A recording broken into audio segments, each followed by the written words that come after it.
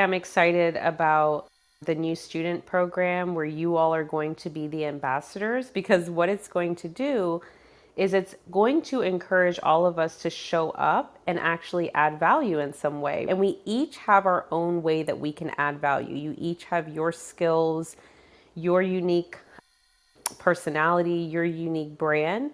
And so over time, I really want our audience to get to know you all as the edu creators in the space. And it just becomes second nature to, as people sign up, they say, this is the person that I would like to sponsor me and be my ambassador and my welcome crew. Because over time, what's happening here is that you all will have, I am being very intentional about building a core team of educators and instructional designers so that the program that we're building with OCC Metaversity and the Edu Creator program is given the feedback that it needs, and we're following proper assessment protocols to collect, measure, analyze data and growth, and make sure that this program is really powerful. And so all of this, if you're wondering, what does this have to do with course creation? What does this have to do with monetizing our digital product? It has everything to do with it, because one of the big key takeaways from Friday, and Friday's room was called 99% of online courses are trash. One of the biggest takeaways for me is the lack of feedback, right? We talked about how so many of these courses, these digital offers, are released out into the universe, and people are spending tens of thousands of dollars on digital products, ebooks, courses, and they're not, we talked about how 3% of them, only 3% are actually finishing the online course. So when we think about how many are actually experiencing results from the course, it's going to be a fraction of the 3%. So what this tells us is that there's a huge problem in the online course creation world, or just the online money making world, period, where people are selling dreams of results, right? And they're making all this money. People talk about making hundreds of thousands a month or $1 million. And if you look at the people that have purchased their products, how many of those people actually received results, got any sort of results? And this is a problem for us. We see this as a huge problem. We want to be the antithesis of it. We want to be the solution to this. We are actually creating online courses, digital products that are creating results and transformation. So this is where the core team becomes incredibly valuable and useful, because this is solving a huge problem in the online course creation world, which again is lack of feedback, lack of assessments, right? As educators, we talk about formative and summative assessments. Formative assessments are those assessments that you give throughout the class. So you see who's engaging, who's paying attention. Maybe you put a question out there and see who's able to answer it. Maybe you do a pop quiz, or maybe you collect some sort of work during the class that's more casual. And Hassan, please don't judge me. It's been a while since I've been in the classroom, so you can definitely come in and give a better definition of this. I'm sure all of this is fine tuning some areas that have gotten rusty.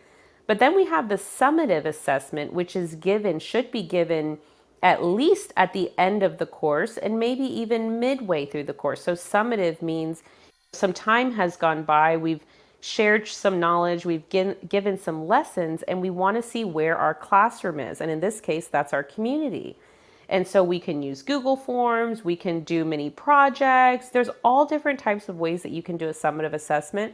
But one thing we really agreed on Friday when we talked about why are most of these courses so terrible is that they are missing the assessment factor. They're missing the feedback loop. They're missing the mastermind.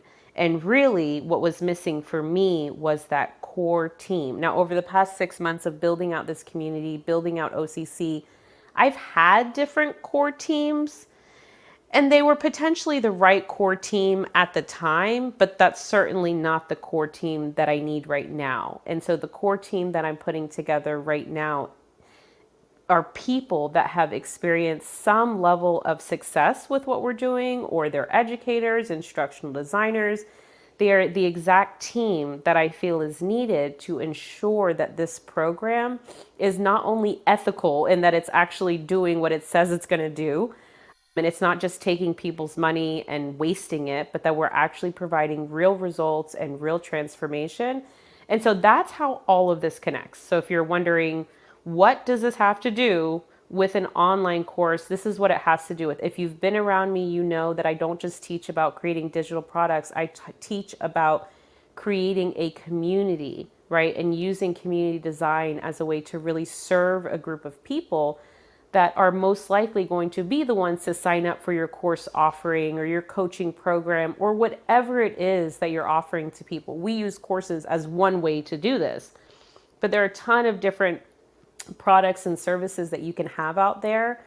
But at the end of the day, if you're not intentional about who that core team is that's going to give you the feedback, maybe they'll be your beta testers, maybe it'll be an engagement group that you put together to really build engagement on your YouTube channel or your Instagram channel. There's so many ways to build smaller core teams and groups that can really accelerate you. And so I just wanted to start this program with us being very mindful and thoughtful of who that five is, right? Tanya said earlier that the five people that you are closest to, who are those people? Are those people growing?